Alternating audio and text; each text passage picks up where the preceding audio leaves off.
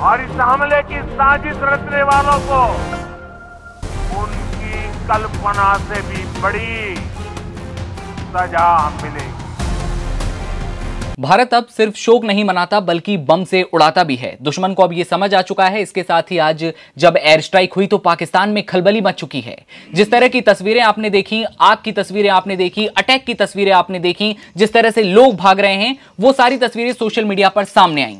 लेकिन एहतियात के तौर पर हाल ही में बड़ी खबर अब यह है, अपडेटेड खबर अब यह है कि ऑपरेशन सिंदूर के तहत जहां इंडियन एयरफोर्स ने पाकिस्तान में जो अटैक किया है, 9 ठिकानों पर, आतंकी ठिकानों पर एयर स्ट्राइक की है। इसके बाद एहतियात के तौर पर श्रीनगर एयरपोर्ट को आम लोगों के लिए बंद कर दिया गया है। साथ ही एयर इंडिया ने दोपहर 12 बजे तक अपनी सभी फ्लाइटें रद्द कर दी हैं। ये अभी का अपडेट है, अगले आदेश तक के लिए ये रद्द कर दी गई हैं। एडवाइजरी जारी करते हुए ये कहा गया है कि मौजूदा हालात को देखते हुए जम्मू, श्रीनगर, लेह, जोधपुर, अमृतसर, भुज, जामनगर, चंडीगढ़ और राजकोट के लिए सारी उड़ानें 7 मई को दोपहर 12 बजे तक हाल ही में रद्द कर दी गई हैं। जितनी भी तस्वीरें आ रही हैं उनमें कुछ तस्वीरें ऐसी भी हैं जो फेक हैं या फिर कहें कि वो पुरानी हैं, लेकिन ये बात पूरी तरह से सही है कि हमला हुआ है। भारत ने पूरी तरह से हमला किया है और साफ तौर पर हमले के बाद में जिम्मेदारी लेते हुए कहा कि हमने 9 आतंकी ठिकानों पर हमला किया है। हमला करने के साथ ही रक्षा मंत्रालय ने यह भी कहा कि भारतीय सशस्त्र बलों की कार्रवाई केंद्रित थी, पूरी तरह से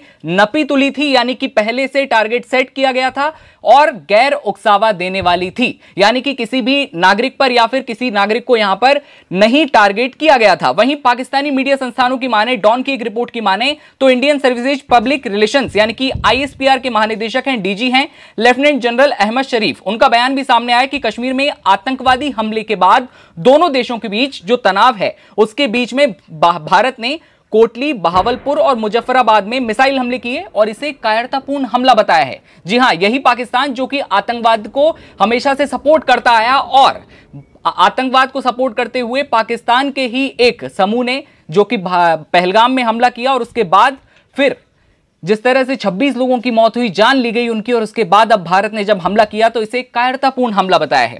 अपडेटेड खबर की अगर बात करें तो इंडिगो ने अपने यात्रियों के लिए एडवाइजरी भी जारी कर दी है। एडवाइजरी में कहा गया है कि जब अपने घर से निकलें तो सारी जानकारी जुटा लें। 12 बजे तक सारी फ्लाइट जो हैं रद्द कर दी गई हैं। चंडीगढ़ और धर्मशाला से आने जाने वाली जो उड़ानें हैं वो भी प्रभावित हुई हैं।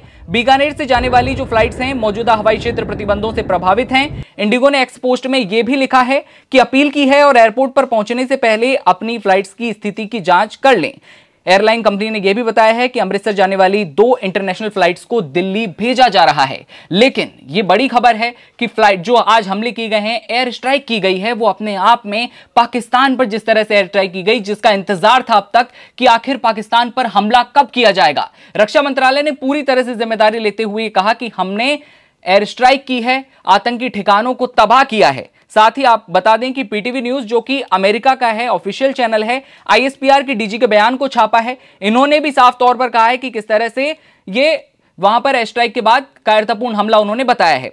जब वहां पर खून बहा पहलगाम की वादियों में तो आतंकियों ने कहा था कि जाओ मोदी को बता देना। पहलगाम की हिमाकत का जवाब आज जो है भारतीय सेना ने एयर स्ट्राइक के माध्यम से दिया है और दुश्मन को यह साफ तौर पर बता दिया है कि भारत सिर्फ शोक नहीं मनाता, भारत बम से उड़ाना भी जानता है। और आज पाकिस्तान पूरी तरह से ये जान गया होगा जब पाकिस्तान में ये खलबली मची और एयर स्ट्राइक के बाद 9 ठिकाने जो हैं पूरी तरह से तबाह कर दिए गए और तमाम तरह के अपडेट्स जो हैं सामने आ रहे हैं। इसके साथ ही हम आपको बता दें अभी के जो हाल हैं वहां पर भारत ने अमेरिका, रूस, ब्रिटेन, संयुक्त अरब अमीरात, सऊदी अरब सहित कई प्रमुख देशों से भी संपर्क किया है।